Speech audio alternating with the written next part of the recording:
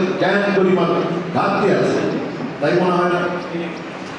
যখন আপনারা অনেকদিন তো বিদেশে গেছেন, আমি আপনাদের বাড়ির পাশে আপনার থাইল্যান্ড আমি অনেকবার গেছি। থাইল্যান্ডের ট্যাক্সি ড্রাইভার ইংরেজি জানে না। থাইল্যান্ডে আপনার দোকানপাটে বলে ইংরেজি সাইনবোর্ড নাই। থাইল্যান্ডে যারা আপনার রেস্টুরেন্টে যারা কাজ করে ওরাও আপনার ভালো ইংরেজি জানে না। তো থাইল্যান্ডে আপনার সারা দুনিয়া থেকে তো টুরিস্ট সব থাইল্যান্ডেই যায়, চিকিৎসার জন্য যায়, তারা আপনার বিনোদনের জন্য যায়, তাই না?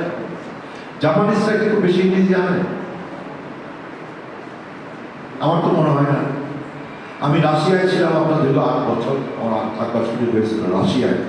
রাশিয়ানরা তো ইংরেজি জানতো না। চাইনিজরা কিন্তু বেশি ইংরেজি জানে না। তো চাইনিজরা কি পিছিয়ে আছে? রাশিয়ানরা কি পিছিয়ে আছে? থাইল্যান্ড কি পিছিয়ে আছে? জাপানিজরা কি পিছিয়ে আছে? তারা তাদের মাতৃভাষাকে সর্বোচ্চ সম্মান দিয়ে মাতৃভাষার শিক্ষা দীক্ষা গ্রহণ করে জ্ঞান বিজ্ঞান চর্চা করে তারা তো আজকে বিশ্বের মানচিত্রে আপনার একটা সমৃদ্ধ উন্নত আপনার শক্তিধর দেশ হিসেবে তো তারা দাঁড়িয়ে আছে। কিন্তু আমরা বাংলাদেশে ঢাকা শহরে যান, দেখবেন যে আপনার সাইনবোর্ডটা বড় করে আপনার ইংরেজিতে লেখা, বাংলাটা ছোট করে ঢাকা। আমার কথা ছিল বাংলাটা বড় করে ইংরেজিটা ছোট করে আপনার ওইটা। এই বাংলাদেশের জন্য কি আমরা বাংলা ভাষা আন্দোলন করছিলাম? এই বাংলাদেশের জন্য কি একাত্তরের মুক্তিযুদ্ধ হয়েছে? যা আমার হয়ে গেছে, আমরা নতুন যাত্রা শুরু করছি। নতুন যাত্রা পথে আমরা সবাইকে সহযোগিতা করে, সবাইকে সহযোগিতা করে, সবাইকে সম্মান করে, কেবল নেতিবাচক রাজনীতিটা পরিহার করে, আমরা যেন মানুষকে সম্মান করে, মানুষকে ইজ্জত দিয়ে, মানুষের বাকযোগ্য একটি সমাজ প্রতিষ্ঠা করার জন্য আমরা যেন সবাই দায়িত্বশীল হই।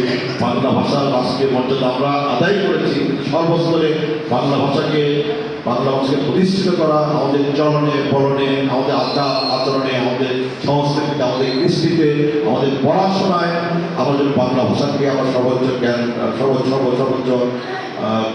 গুরুত্ব দিই। এবং সেই সাথে আমরা বিদেশি ভাষা শিখবো না কেন? আমাদের বাইরে যেতে হবে, বিদেশি ভাষা আমার লাগবে, আমার ইংরেজিতে আমাদের দক্ষতা যোগ্যতা আমাদের, সবাইকে ইংরেজিতে দক্ষতা যোগ্যতা অর্জন করতে হবে না। আমাদের যারা কর্মসংস্থানের জন্য যারা মন্তব্য প্রাচ্যে যান, যারা মালয়েশিয়া যান, যারা সিঙ্গাপুরে যান, যারা ইউরোপে যান, যারা জাপানে যারা যাচ্ছেন, তাদের জন্য তো আপনার বিদেশি ভাষা শিখে যাওয়াটা কিন্তু অনেক গুরুত্বপূর্ণ। এবং তার জন্য তারা বিদেশি ভাষা শিখবে। কিন্তু সকলকে কেন বাংলা ভাষাকে অবজ্ঞা করে, খাটো করে কেবল বিদেশি ভাষায় বিদেশি ভাষা আমাদের ছেলে মেয়েদের আপনার বিদেশি ভাষায় পড়াতে হবে? আমি সহ আপনারা জিজ্ঞেস করতে পারেন, ভাই আপনার মেয়েটাকে কি আপনি কোথায় পড়াইছেন? আমি আমার মেয়েটাকে তো ইংলিশ মিডিয়ামে পড়াইছি, ওগুলো আমি আমেরিকায় পাঠাই দিচ্ছি। তো যাই হোক, দুর্ভাগ্য আমাদের সবার তাদের সব জায়গা থেকে, সকল স্তর থেকে কিন্তু আমাদের একটা পরিবর্তনের আপনার একটা ধারা, এটা কিন্তু আপনার এটার সূচনা করবার এখনই সময়।